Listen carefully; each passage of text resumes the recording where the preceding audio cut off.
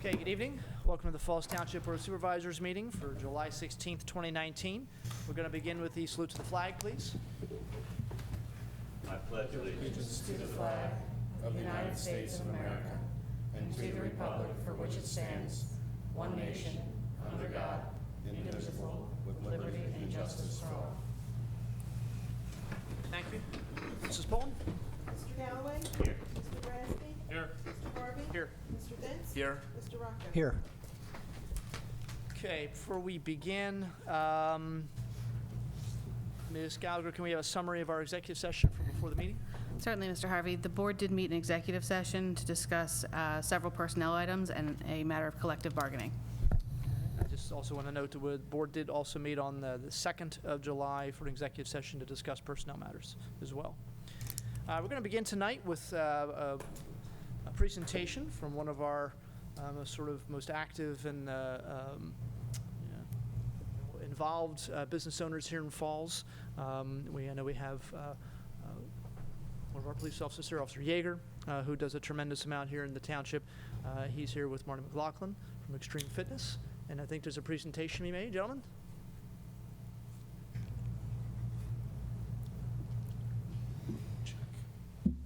So good evening, gentlemen. Thanks for having us here tonight. So I'm going to turn it over to Marty, and then I'm going to talk afterwards. So Marty is owner of Extreme Fitness at 6 Headley Place in Fallsington. He has partnered with the police department in fundraising the past 3 years. He's also part of our Youth Police Academy when we run it, and that's what I'll talk about at the end, but I want to turn it over to Marty. Good to see everybody again. Thanks for giving me a few minutes to speak. So we've been very fortunate. 3 years raising money for the police academy, the Youth Police Academy. We love it.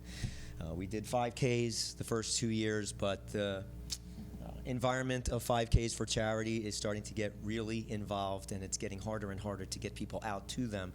So we decided to go back to our roots from our first charity event in 2009 and go with a strength-based event, putting men against women, and it was a great event. We had a wonderful time, right down to pulling the mobile command unit, right? The mobile command post unit. The guys and girls body harnessed it to themselves and pulled it for a 100-foot distance for time. It was an amazing day. And over the 3 years now, it's brought our fundraising total for the program to $16,270-some.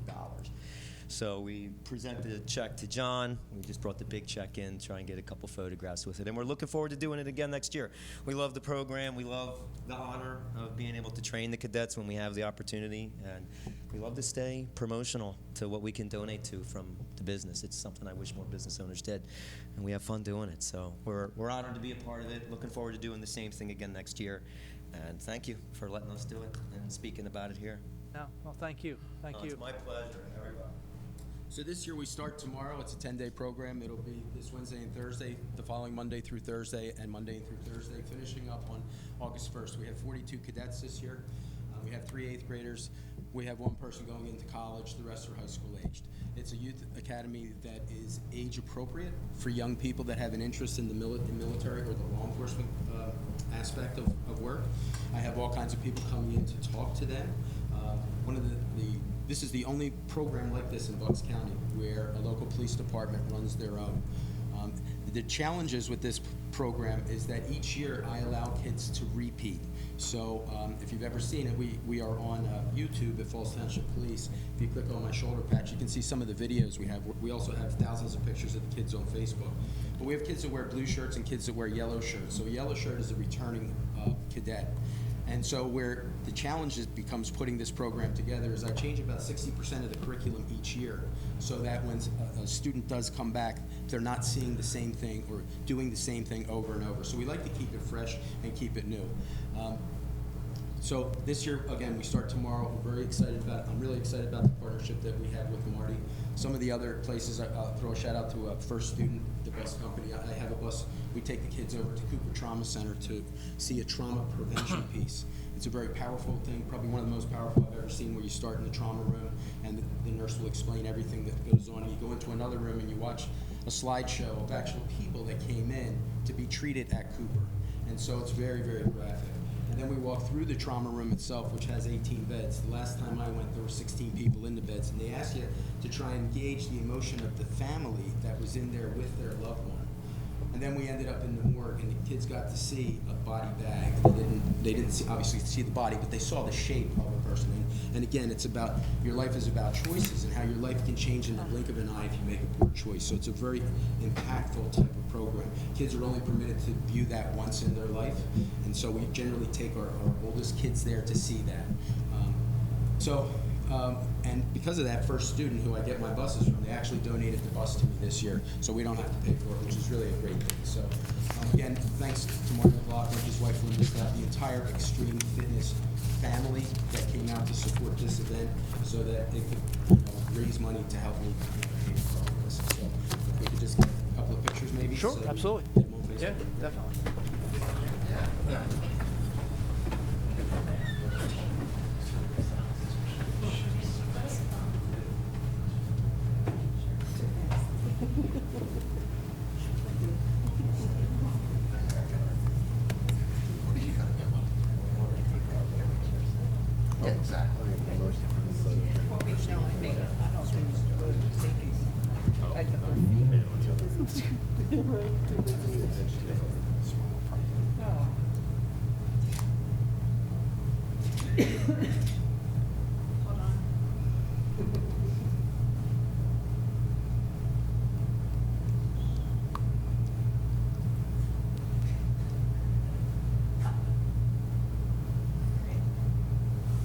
Thank you so much, guys. Thank you. Thanks so much. I'll see you tomorrow. Yes, thank you, sir. Appreciate it. All right, thank you. Oh, my pleasure. Thank you so much. Thank you.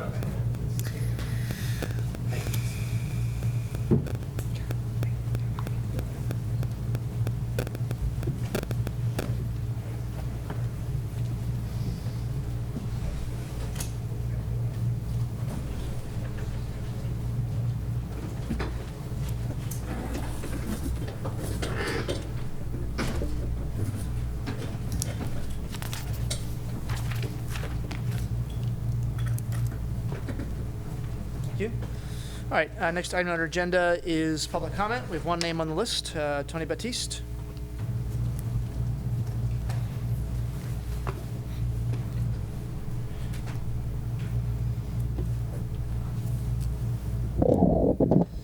Tony Batiste. According to the newspaper and also personnel in the office, there's supposed to be a meeting on Monday night regarding the sewer laterals, and I was just wondering if that's going to be posted anywhere on the website before the next supervisors meeting. How was the advertising of that? Ms. Gallagher was going to handle that later, but you can do it now. if you want to. Certainly. There is an informational session on Monday evening to discuss a draft ordinance that's been prepared. The board has not been authorized advertisement of the ordinance itself, so it's just an informational session. I don't believe it's been posted on the township website because the ordinance still is in draft form, but it's really just an informational session. Anybody's welcome to come and attend and ask any questions that they have about it. Right, but if for those people who can't make it, I was wondering if there's going to be anything available for them to see prior to the meeting. Well, as Ms. Gallagher said, we're not approving this at the next meeting. If anything, at the next meeting, we may authorize advertisement, which would again start the whole process of having people get involved and discuss it and everything else. I don't think, we're not planning on videotaping the information session, but, we will have multiple chances for people to ask questions and find out about this before we approve anything. And we're talking, it's going to be a couple months before we approve this. Okay, and also, is there any news on Alcon? Nope. No, okay, thank you. Yep. All right, anybody else wish to speak? They're the only names on the list, or the only name on the list? Okay. All right, item number 2 on our agenda is consider an application for an intermunicipal transfer of a liquor license for Outback Steakhouse. This is a hearing, correct, Ms. Gallagher? That's correct. All right, so is there a motion to open the hearing for the intermunicipal transfer of a liquor license? So moved. Second. All in favor? Aye. Okay. Thank you, Mr. Chairman. This is a public hearing for a liquor license transfer application to transfer restaurant liquor license number R6252 from the municipality of Warrenton Township, Bucks County, into Falls Township. The applicant is Outback Steakhouse of Florida, LLC. The property which is the subject of this hearing is the the subject of this hearing is applicant's business at 650 Commercial Boulevard in Falls Township. The hearing is being held for the purposes of receiving comments and recommendations of interested individuals residing within the municipality concerning the applicant's intent to transfer a liquor license into the municipality of Falls Township.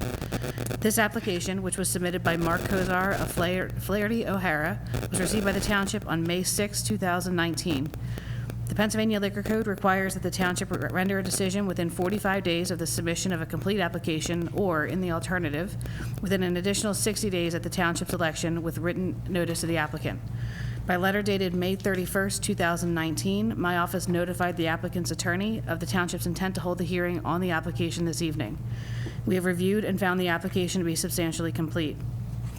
The Pennsylvania Liquor Code sets forth certain mandatory provisions with respect to processing applications for intermunicipal transfers of liquor licenses.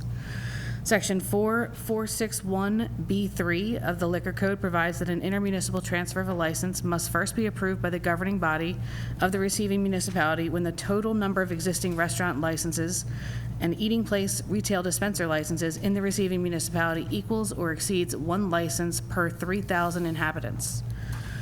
We have contacted the quota department of the Pennsylvania Liquor Control Board, and they have confirmed that Falls Township has in excess of one license per 3,000 residents.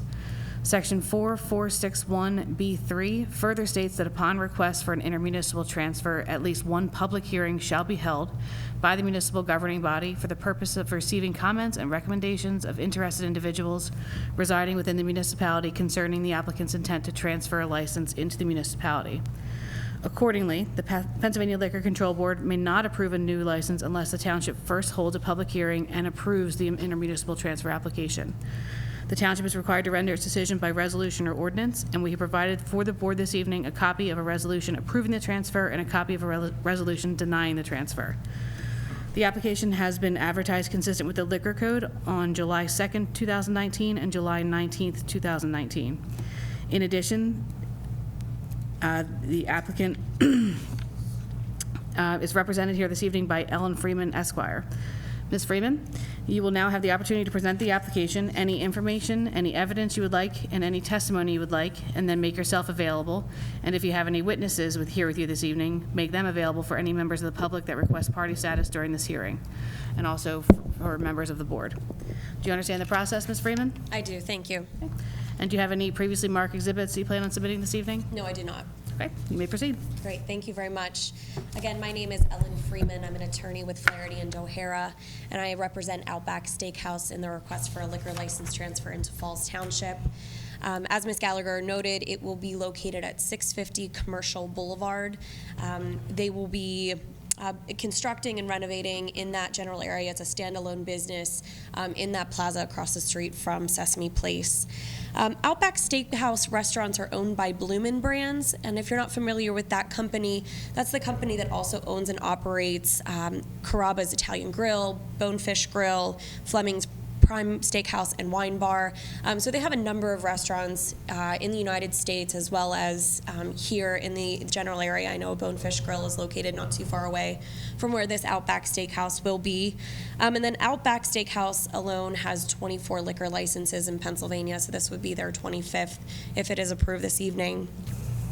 Outback is a family-friendly restaurant. It's table service type restaurant.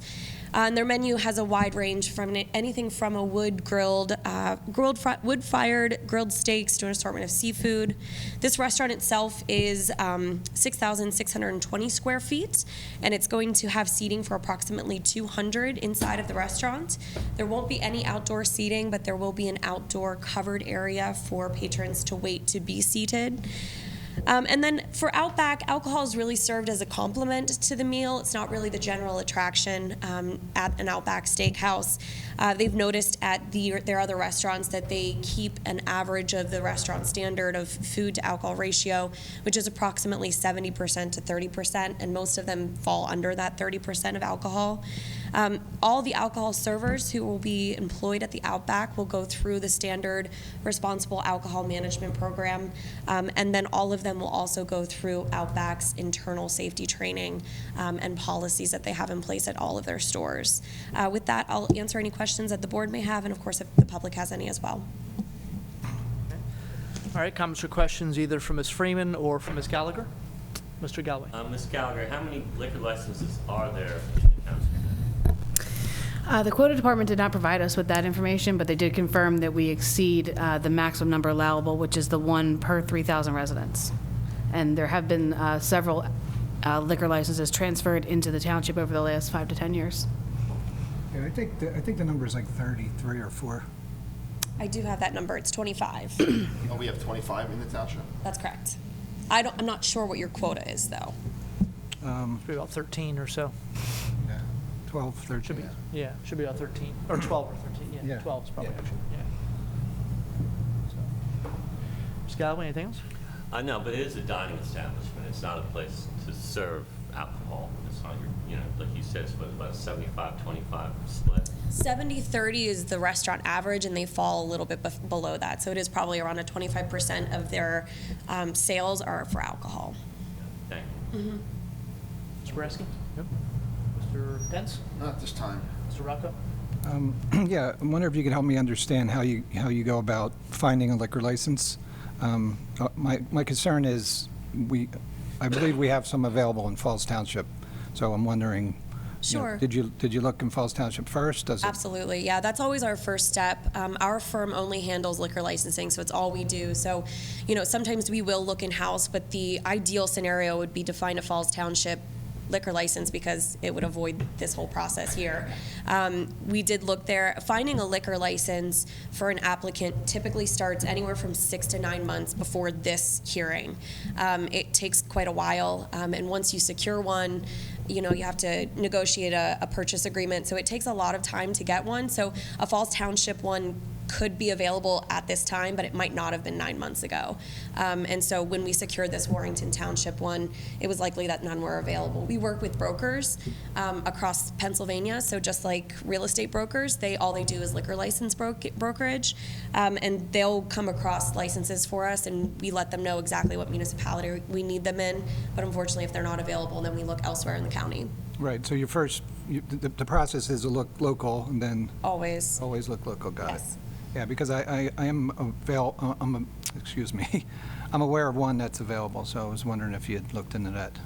Well, if you want to pass along my information, I'm sure we could find a buyer for them. Okay, thank you. We have a lot of clients who are always looking in Bucks County. Yeah, well, I'm happy to hear you look local first, so. Sure. That's all I had. So the Outback, and don't tell your client, but I have been to one once or twice, just not recently. So I don't remember. Is there sort of a separate bar area in an Outback Steakhouse, or is it just tables? Yeah, there will be a bar area. It'll be much like Bonefish Grill, where it's where someone can go if it's very crowded and there's only maybe 1 to 2 people. There will be a standalone bar, though, typically in their waiting area, like right when you walk into the doors. Right. And It's convenient to wait at the bar for your table. Right. My Yeah. experience. Yeah. Right.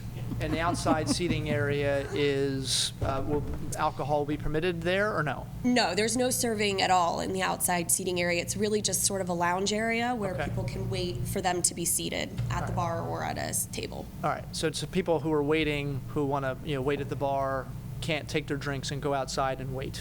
That's correct. It won't be licensed under their liquor license. Okay. Same as Bonefish Grill, right? You said that's the same company, too? Yeah, it's the same owner, Okay. but they would have the same sort of policies in place.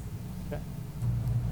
All right. Hey, let me just real quick. If they were to close, right, Outbacks, which I hope they don't, but if they were to close, does the liquor license stay there, or do they take it with them, or they try to sell it?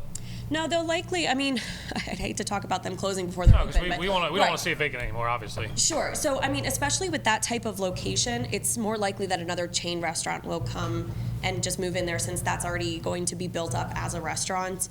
They would just buy the liquor license.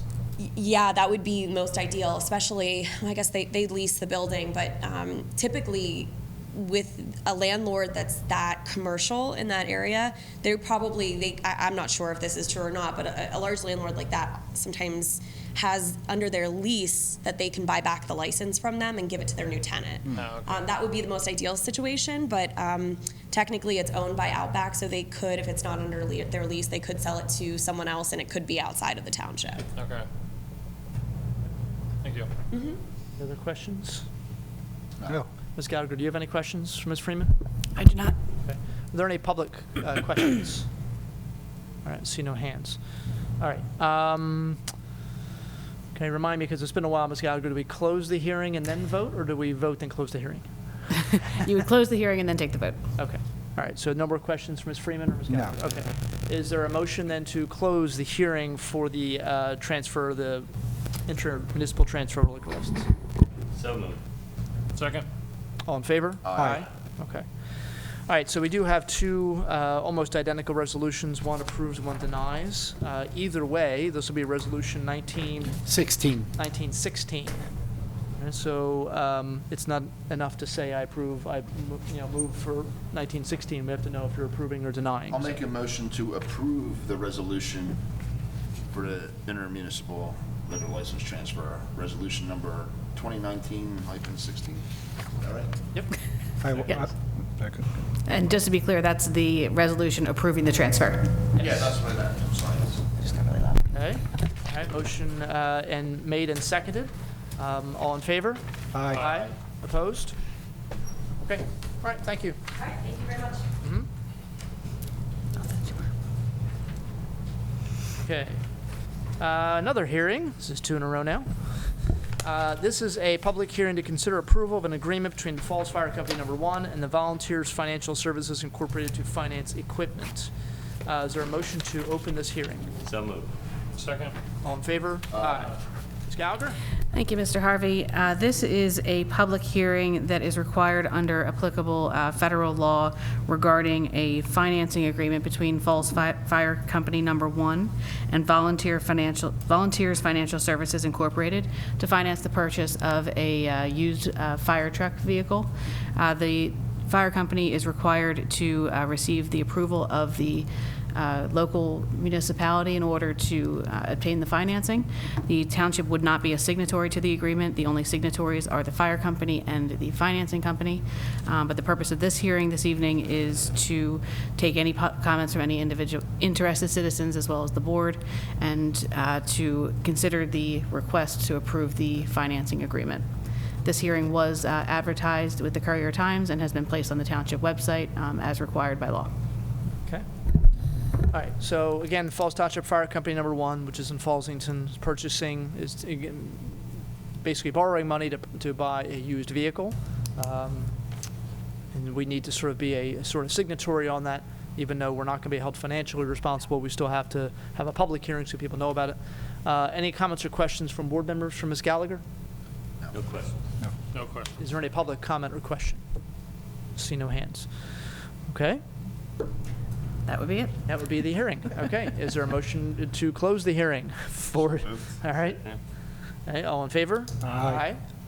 Okay, so we just have to have the hearing? That's all we have to do? Or do we vote on? And it would be a what to sign? vote to consider the approval of the agreement between Falls Fire Company Number 1 and Volunteers Financial Services Incorporated to finance the purchase of fire equipment. All right, so is there a motion to that effect to approve the Yes, agreement? So moved. Second. All in favor? Aye. Okay. All right, item number 4, consider the 2019-2020 diesel and unleaded fuel bids for Falls Township. Mr. Gray? The Bucks County Consortium fuel bids were opened by Upper Southampton Township, and results were forwarded to Falls Township via email. Jason Lawson, Public Works Director, has recommended the board consider PAPCO Inc. for unleaded regular 6,000 gallons or greater, and East River Energy for ultra-low sulfur diesel, 5,999 gallons or less. Mr. Lawson's here for any questions you may have. Mr. Lawson, how you doing? Good evening. Any comments or questions? Anything to add? First off to It's pretty straightforward. It's the consortium bid that we go through every year with Lower Southampton. It's the pricing for our gas for our vehicles, the fire departments that come here and rescue squads, and it's basically a delivery charge now. There used to be a fixed item, but with the way that the oil goes up and down, the gas prices, no one can give you a fixed price now. So every Monday in the Opus, there will be a fair market value, and it is based off of that fair market value, and then that delivery charge would be added to that fair market value, and that's what we pay per gas. I tried to get a roundabout number for what we pay for gas on an average for the last couple of years. It was around $2.60.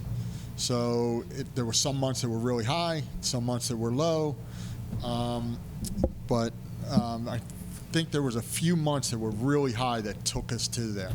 Basically, it's around $2.20, but when we did the combined years, it was an average of some, 260. So, Okay. and All right. we always get 6,000 greater because on the unleaded, because that is our better savings.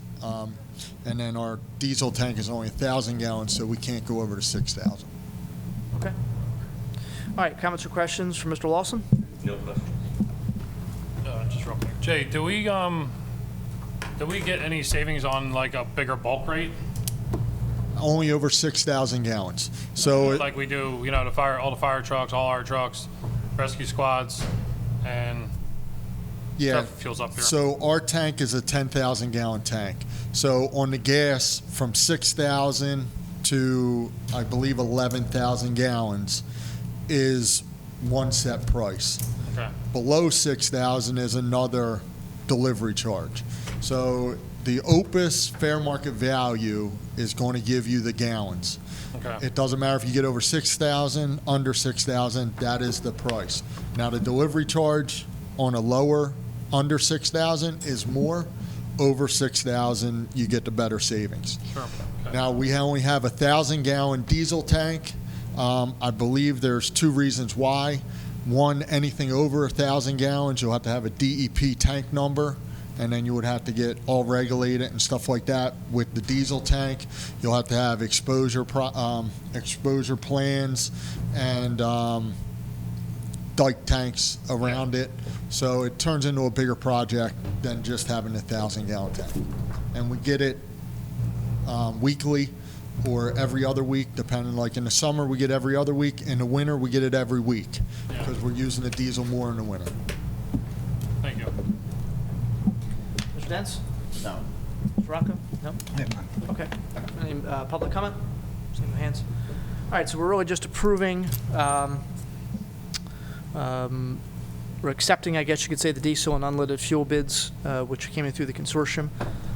Is there a motion at this time to accept the consortium bids as presented? So moved. Second. All in favor? Aye. Okay, thank you. All right, item 5, consider authorization for advertisement for the 2019 road improvement program. Mr. Gray. The Board of Supervisors is asked to consider authorizing advertisement for the 2019 road improvement program. The 2019 road program will consist of full-depth road reconstruction of Rice Drive, Fletcher Drive, and Lyons Drive. JEA will complete the advertising requirements and provide bid specifications to bidders. Board is asked to consider authorizing advertisement at this time. Okay. Any comments or questions for Mr. Gray or Mr. Jones? No. None. Okay. Mr. Jones, anything to add? No, sir. Okay. All right, so this is just advertising. Is there a motion then to authorize advertisement for the 2019 road program? So moved. Second. All in favor? Aye. Okay. Item 6, consider a quote for resurfacing the basketball courts at the Falls Township Community Park. Mr. Gray. Brian Andrews from the Park and Rec Department has secured a quote from Sealmaster for resurfacing the basketball courts at the community park. The cost of this project would be $11,142.42. This price is off the CoStarz list. This was also budgeted in the 2019 budget. The board is asked to consider this service at this time. Okay. Good evening, everyone. Just a little background. This project was something we were looking at doing last year. We basically just ran out of good weather. Has to be done in dry, warm, preferably hot weather like we're getting now. So what we're looking to do, we discussed this with Sealmaster last year, and we're revisiting it right now. The idea is to do this the last week in August. That will give them time. They got a full schedule, and we have a program going on right now. The Lady Falcons are using that court. It's a growing program, so we want to keep that facility up and running for them and all our residents that use it. So once we're done with that program, I think that's the ideal time to do it. And I don't think the courts have ever been done since the courts were put in. Our guys done a great job patching them over the years, that sort of thing, but that can only last so long. So this is a little more extensive thing where they're going to fill the cracks, they're going to apply a resealer, basically redo the courts and line them again and give us some longevity. Okay. All right, comments or questions for Mr. Andrews? The resurfacing will obviously appear that the courts are newer and a lot better shape, but I don't go to the basketball court at all there, but how is everything else? It's on the court, the basketball courts itself? Yeah, like the Rams and Nets backboards? Yeah, they're great right now. They're in good shape. It's basically the surface right now. The cracks are just getting worse, and then obviously the grass grows up in between there. It gets pretty unsightly. I like it since I don't go there. I didn't know. Yeah, they're hanging in there well. Surface court, and then people still don't want to go there. Correct. Now, the courts themselves, the backboards, we always keep an eye on them, maintain them, and they're in good shape. So there won't be any issues there. Thank you. Welcome. Vince? No. I have none. Thank you, Brian. Do we know, once the project starts, how long does it take to do a research? About 1 to 2 days. Our public works crew is going to do a lot of the work. They come in and oversee it. They supply all the materials. They have a man on site. They kind of walk us through it, make sure we're applying it correctly. Okay. I guess the larger the crew, the quicker we get it done. Right. And the bid we're looking for, which is off CoStar's, $11,145.42? Correct. Okay. All right, so public comment. See no hands. Okay. All right, any more comments or questions? If not, There's no electrical work involved in this, right? No, we'll save that. Is there a motion then to approve the quote, or accept the quote off of CoStar's from Steelmaster, $11,145.42 for the resurfacing of the basketball courts at the community park? So moved. Second? Mrs. Pullen? Mr. Galloway? Yes. Mr. Bransky? Yes. Mr. Harvey? Yes. Mr. Dents? Yes. Mr. Rocco? Yes. Okay. Thank you, everyone. Thank you. Have a great night. Thanks, Brian. Okay, minutes of our last meeting. Comments or questions, suggestions, corrections regarding the minutes? No. Excellent minutes as always, Mrs. Pullen. Okay. Is there a motion to approve the minutes as presented? So moved. Second. All in favor? Aye. Abstained. All right, engineers report. Mr. Jones, you're up. Thank you, Mr. Chairman, board members.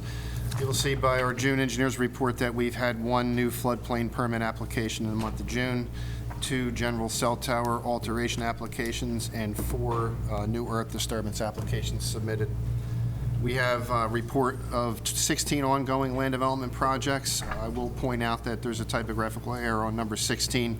That one unfortunately didn't make it into the report when it was submitted in February. It was delayed due to a zoning issue, and so it was omitted inadvertently.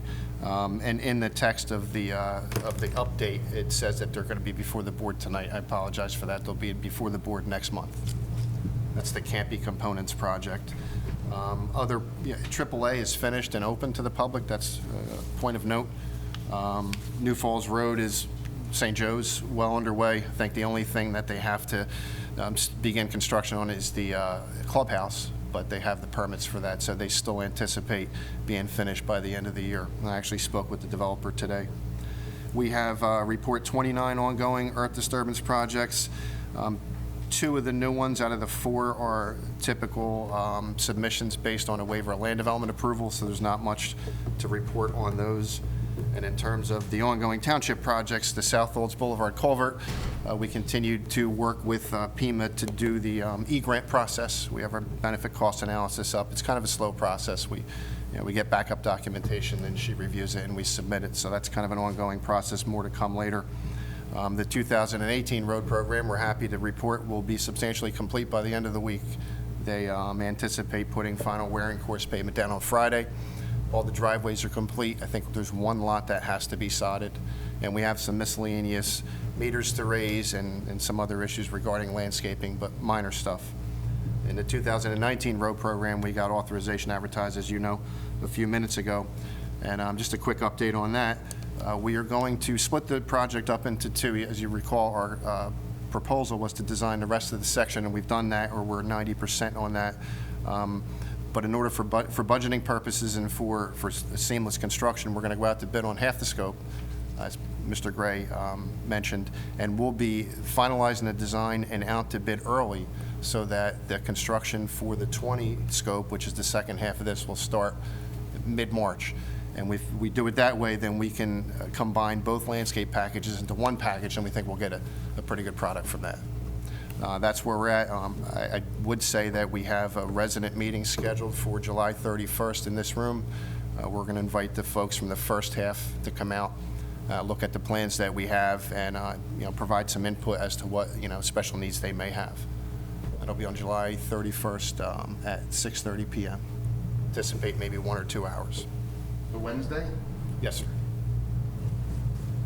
We're actually going to put the letters out on the doors this week, and we'll be monitoring and trying to get a head count as to how many are likely to come in. Hopefully, if it's the whole, we'd like the whole scope to come out, but we may have to manage, maybe do the meeting in 2 sessions. It might be 100 people. We'll keep you posted. I never did like that. All right, comments or questions for Mr. Jones? No. Okay, you mentioned 2 new cell tower applications. Yes, sir. They're not new cell towers, they're just new Correct. Alteration projects. We do antennas it. on existing towers. Correct. Okay, just to clarify that for those at home. Thank you. Okay. That's all. All right, comments or questions, anybody from the public? No? All right, is there a motion then to accept the engineer's report for June 2019 as presented? So moved. Second it. All in favor? Aye. All right, bill list, bills this month in the amount of $138,799.64. So of that 2.1 million, about a little under $1 million is payroll, about 237,000 is health insurance, excuse me, more than that actually. About $250,000 is health insurance. And there's also the general insurance for the township, which is about $300,000, as well as work on the road program, which also takes up a pretty decent amount. So there's essentially 4 or 5 items, maybe 5 items that make up about 1.6 million of the 2.1 million. So obviously, again, salary and benefits taking up the most. Comments or questions regarding? And, sorry, one more thing. $91,000 of this bill list is state money or developer's money, not taxpayer money. Not township money, I should say. So, comments or questions for Mr. Gray? No? Okay. Public comment? See the hands. Is there a motion to pay the bills, $2,138,799.64? So moved. Second it. Mrs. Pullen? Mr. Galloway? Yes. Mr. Brasky? Yes. Mr. Harvey? Yes. Mr. Dents? Yes. Mr. Rocco? Yes. Okay, we had an executive session before. Police Department, Chief, you're up.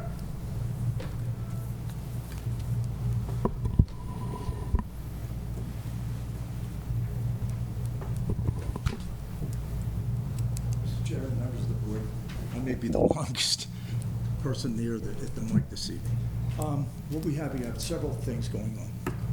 Our safety net tracking system is up and available. Just so that people know, this program is designed for our residents with cognitive disability, Alzheimer's, autism, and under 24-hour care that do not drive. Chief, could you speak into the microphone? I'm sorry. Last weekend, July 7th, I just want to commend Sergeant Clark and his crew. They made a little girl's dream come true. They had a theme party for a 4-year-old girl who loves policemen. They went out. They really did a great job. We had our dog there, Monty, there with Officer Elmore, and they just did a great job. And I think it was on Facebook also. Yeah, I've seen it, yeah. Fireworks. We were very, very aggressive this year. We put an entire crew out on the street. Also, Lieutenant Ward, he worked night work. We were able to we issued 12 citations, and I'm going to break it down by sectors.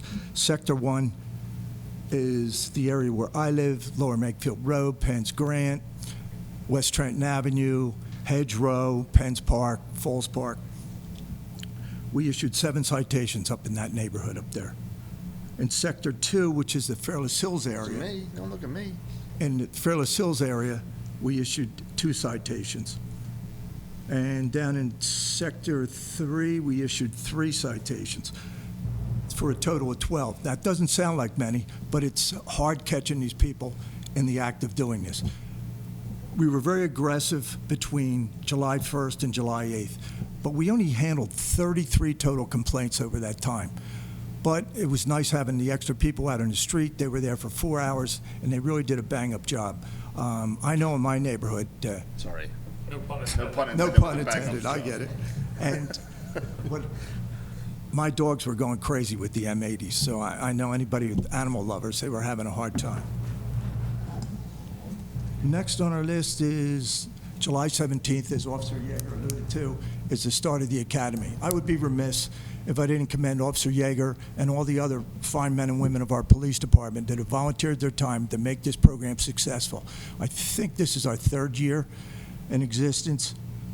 I can't say enough about Mr. McLaughlin, who volunteers his time to make this successful. He also volunteers his time for DARE graduations, the STEPS program. Mr. McLaughlin does it all. And it takes a lot of people to put this program together. Our support staff volunteer their time.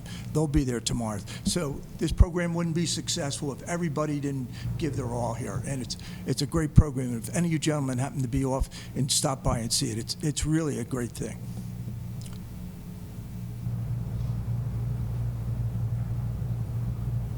The last time I talked about this, I didn't do a good job, Mr. Rocco, when I explained about the cameras. I'm going to try to do a better job this time. I want to remind the residents and businesses to please register their security systems and cameras. We're not interested in looking at you. All we want to do, if you register it on our Crime Watch page, should an incident occur in your neighborhood, we can reach out to you and see if you'd be willing to show us what occurred if you have it on film there. We're not interested in the privacy of your cameras and that. And I didn't do a good job last time. Mr. Rocco, he kind of helped me out on that. Gentlemen, I think that's all I have this evening. Thank you very much. Okay. All right, comments or questions for the chief? My only comment is to expand on the fireworks thing. I know Rich DiPolito, our fire marshal, did tell us about one gentleman that did set his house on fire. Yes. In the process of lighting on fireworks. I don't know the exact details. I think what the details on that was, and thank you for reminding me, Mr. Dents, I think there were fireworks that were expended, threw in the trash. Yeah. The trash ignited and set the house on fire. But I would like to say, thank God we didn't have any injuries as a result of using these fireworks. Point it being that the fact that they're for sale for everybody now, it still doesn't make it right for everybody to just be setting them off. No, absolutely. Stay in your lane, you know what I mean? Yes. Leave it to the professionals. Right. Right, and it is confusing, and certainly the people in Harrisburg who have made this a mess of this in terms of the laws they've passed. They're for sale here, but you can't use them in a lot of areas. And obviously, we passed an ordinance earlier this year that if you're going to be setting them off, you have to be a certain distance away from any kind of structure of any kind. And that's a lot of people just don't care about that. They haven't paid attention, and there's limit. We have done the best we can do to try and make them aware of that.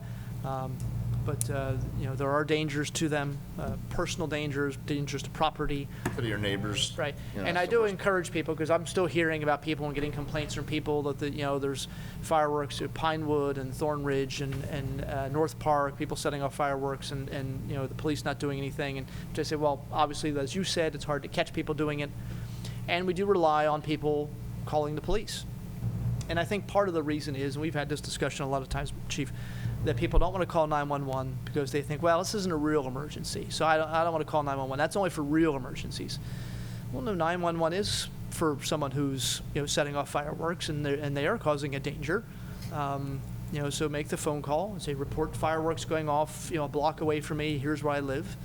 And that obviously, our police need that information in order to go out and find the people that are doing it and hopefully write tickets. And and, you know, hopefully prevent some kind of a, thankfully it wasn't that much of a tragedy. I mean, obviously damage to the house, but no lives lost, which is the big thing.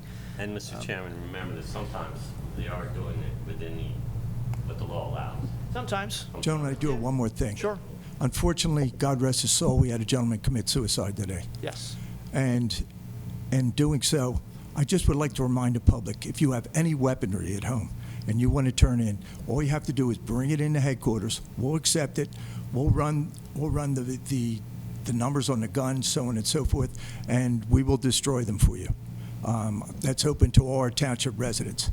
Yeah, thank you. Thank you for bringing that up. Yeah, that was something we did get notice about that earlier, a gentleman who'd been undergoing a lot of health problems and took his own life, sadly. You know, guns, obviously, we pay a lot of attention to gun crimes in this country and gun violence. What most people don't necessarily know, I don't think, is that over the past several years, suicide has moved into 9th place in terms of the causes of death in the United States. And guns are a major, you know, obviously, method of suicide. And so for those people that are concerned about having weapons in their home, you don't know what to do with them. You don't want to walk into a police department with a gun, even though you're doing it for reasons of trying to get rid of it. Yeah. The police call the non-emergency number, which is available on the website, or just call the township, and they'll route you to the police We'll department. go ahead and pick it up at But your you house, remember too. Yeah, they'll a come, few years right. ago at the Dick's Sporting Goods, a gentleman did the same thing. He had a gun that didn't even work that he stole from a relative's house, and he forced the clerk to give him another gun, and you know, it called in the SWAT team, and it shut down the whole shopping center, and he Yes. ended up taking his own life in the bathroom. But it was, Right. you know, another thing, a gun that was in someone's house. Sad. So yeah, but thank you for bringing that up. So, Thank you, man. okay, thank you. Have a nice evening. Good night. Okay, Mr. Gray. Yes, just a few items tonight. Ms. Gallagher has the first item. Thank you, Mr. Gray. In front of the board this evening is consideration of police department policy regarding the collection and processing and packaging of DNA samples. The policy has been circulated for your review, and the board is asked to consider this policy this evening. Okay. All right, comments or questions from Ms. Gallagher? No, pretty straightforward. Right. This is something, obviously, this has become a major part of police work, is gathering DNA. We entered into an agreement with, it's been Salem, I believe it was, to sort of, you know, in terms of how this can be processed in a way which is beneficial to, you know, keeping peace and order and finding out what's going on, hopefully catching bad guys, as the chief would say. But we want to make sure there's a policy in place for how this is collected and how it's processed, and making sure that our officers know how they're supposed to be doing this, the proper ways of doing it, in addition to protecting the rights of those who are giving the samples. For reasons of security, we're not going to go into the details of this, but this is a policy that, you know, the police have come up with, which will be used to educate the officers and as they're moving forward. So, comments or questions? Everybody's good? Yeah. Okay. Any public comment? See no hands. Okay. Is there a motion then to approve of the general order DNA policy? So moved. Second. All in favor? Aye. My next item is a request for a change order for the ongoing project at the Quaker Penn Park. There is an electrical project currently going on at this time. The scope of the work includes installation of 120-volt number 10 AWG conductors for future pavilion lighting. Total cost of the change order is $1,435. Mr. Lawson's here for any questions the board may have. Okay. So when we did the conduit, we What? ran, What was that again? Repeat that. when we ran the conduit, we put in a line to the pavilion for future use. When they started running the wire for the project, they asked what that was, and we said it was for future use to add lights to the pavilion, just in case that they start using it more and more and we need the lights. At that point, he said, well, once we run this wire, it's gonna be almost impossible to pull that through. He's like, you'll probably break it and have to keep pulling and pulling. He suggested that we pull it through now with the wire and attach it to the breaker panel in the compost toilet. Our thoughts were we were gonna go back to the light and tie into the light and then have the breaker and the panel all the way back at the back end by the boat ramp. And they said, no, I would just run it to the breaker panel there. We asked them for a proposal to do that, and that's where we're at now. Okay. So is there, we can ask the questions? Is there already a conduit from the compost bathroom to the pavilion? No, there's a conduit from the compost bathroom to a junction box in the ground. We put that in the ground where we ran the 1-inch over. So we were coming off of the street light up to the compost. When we got even with the pavilion, we put a junction box and ran a 1-inch line over to the pavilion. And we kept going straight up to the compost toilet. So we figured that if we ever had to tie in for the pavilion, we had a junction box that we could pull from the light. And then you're not trying to pull it around the sweeps. So is there wire now going to be going from the junction box by the pavilion to the compost toilet? Yes. There's going to be the 1 AUG going up through that junction box. The 1 AUG? The 1 AUG. And I had to AUG look stands that I had to look that up, the American wire gauge. But no, I did not know what Just that for means. those Okay, so that makes sense. They're going to pull that now because they don't want to have to pull it back at a later date. Yes. But they're not installing any conduit. They're just pulling the wire No, the conduit's already in the to the ground. junction box. So they're going to pull it all the way to the breaker box. They're going to install a 20-amp breaker, and they're going to install a weather-type box on the end of the 1-inch conduit at the pavilion, and then that way all the wire and everything's there. Okay.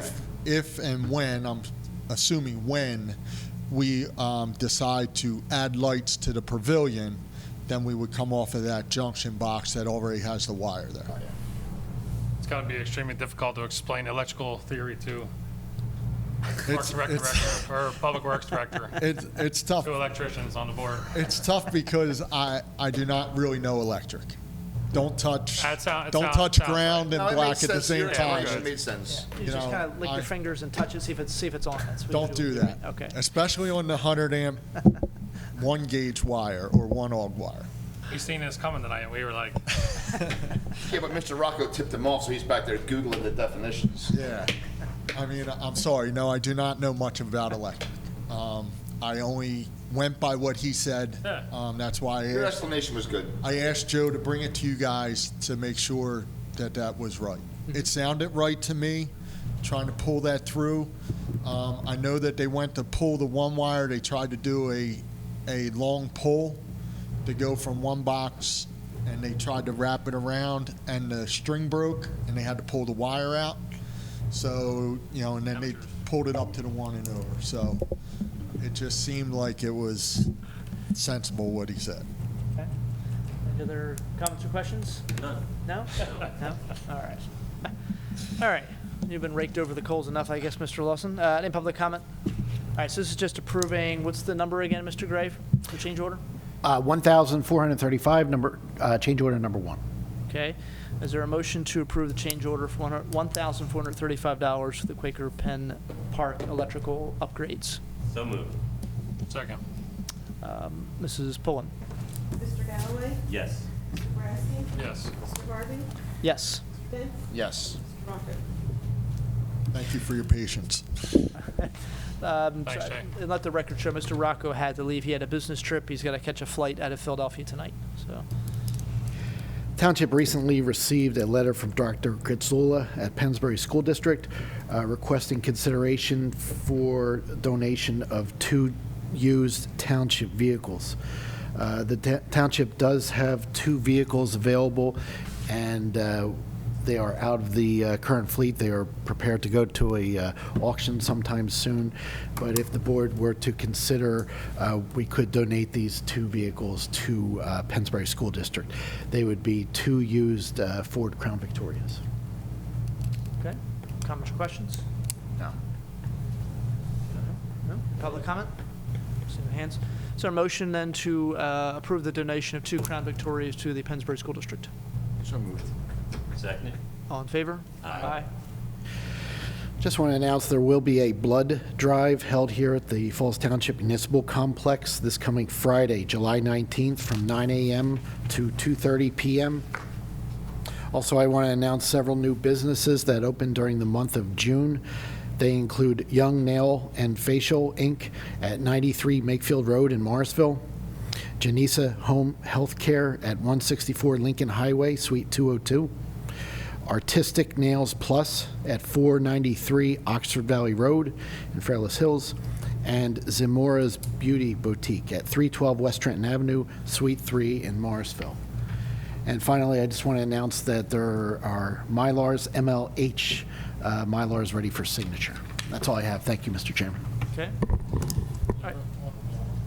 Pete, back to the blood drive, is that information on, I know I saw it on Facebook, but, you know, for people that don't use social media, is it like on our cable TV channel or the website? I will confirm, make sure it is.